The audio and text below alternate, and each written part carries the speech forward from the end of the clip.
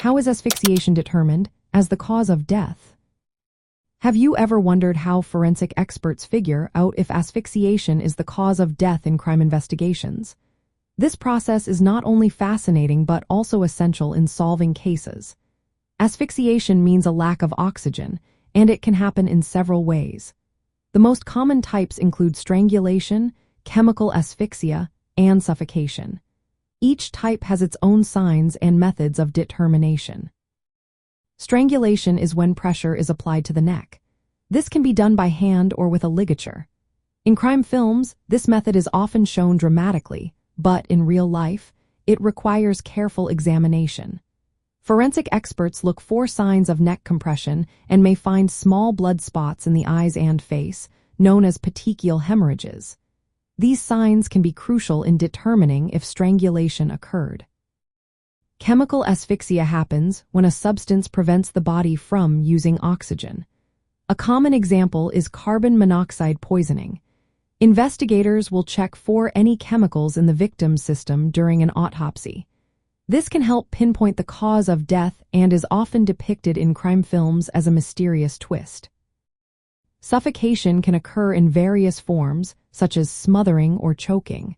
This type can be tricky to identify since there may not be visible signs of trauma. Forensic experts need to rely on other evidence, such as the circumstances surrounding the death. A thorough autopsy is essential in determining asphyxiation. During this procedure, experts examine the body for any signs of asphyxiation. They look closely at the neck and surrounding areas for any unusual marks or injuries.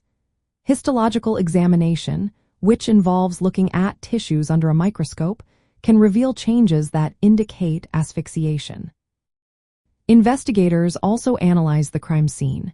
They look for signs of struggle, which can provide context for the death. Witness statements are another key element. Talking to people who were present can give investigators insight into what happened before the death. Determining asphyxiation as the cause of death is not always straightforward. Sometimes there are no obvious signs, especially with methods like smothering.